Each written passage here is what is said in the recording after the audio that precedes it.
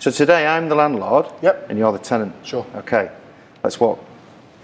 So we're walking through this brand new space, and as the landlord, providing you as a new tenant into it, what do you think I need to give you? So I'd need a schedule condition. Schedule condition? Yep.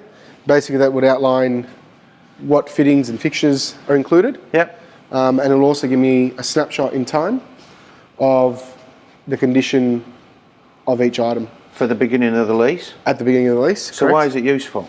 Well, basically it allows me as a tenant at the end of the lease to have that open discussion with you and go, everything is as is. End of the lease. End of the lease. So it's relevant. Well, I'm not looking towards the end, but inevitable. Yeah. But basically we're looking at what the fittings and fixtures are, what they look like, what their condition is at the end of the lease versus what it was given to me as.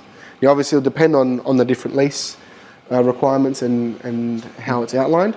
However, at the end of the lease, I've not made any changes to the layout. So that condition report, Yep. I'll schedule a condition. Sure. It includes a photo of this light here. Correct. It includes a photo of this floor. Sure.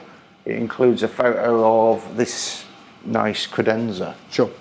So everything that is within that lease is documented. Correct.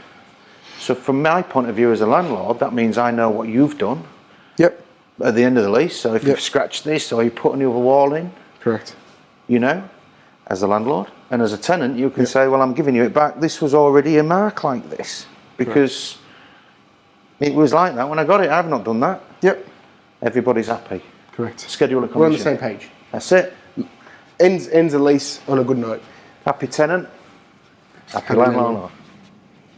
But similarly, as a tenant, I'd be looking for a tenant suitability assessment. Ah, right, yeah, okay. So what I'd be doing is this space big enough? Is this space compliant?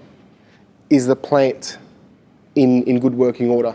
In my, for example, 10-year lease period, will I have plant issues? Yeah, okay. Fire issues? Will I have false alarms? Will I have lights go out?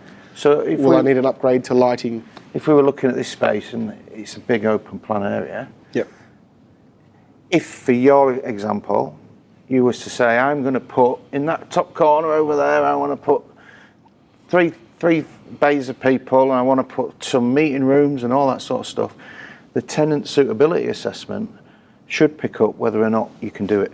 Correct.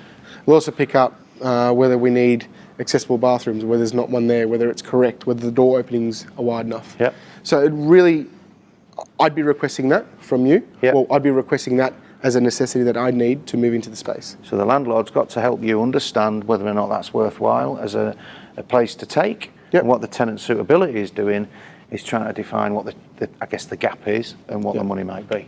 Yep.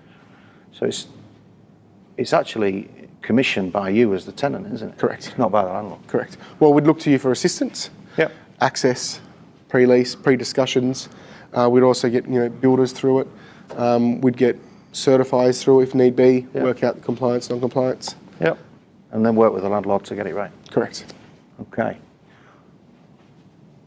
So the third one, or start again, the next one, as a landlord in this space, is the asset register, and then potentially the life cycle. Yep.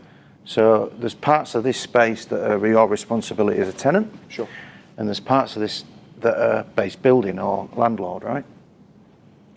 So within that, the emergency lighting as it stands at the moment, the smoke detection as it stands at the moment, the air conditioning that's up above the ceiling, them kinds of things would come under the base building. Yep. Whereas the tenant, the fit out, well, in this case it's a speculative, but it may be that that's all yours. It might be that we've got to pick up on the window blinds because we've provided them as the landlord. So it changes dependent on the arrangement of the lease. Yeah. But the asset register, we should give you that list, and this is level 24, I think. Level 24, on this level we've got this, this, this and this. That means the landlord can use that information as a maintenance or potentially as a cost to replace. This is all very new, but it could be 30 years old and we need to swap it out. So another service that you can provide into this particular space as a landlord service is that asset register, as well as the CapEx if you needed it.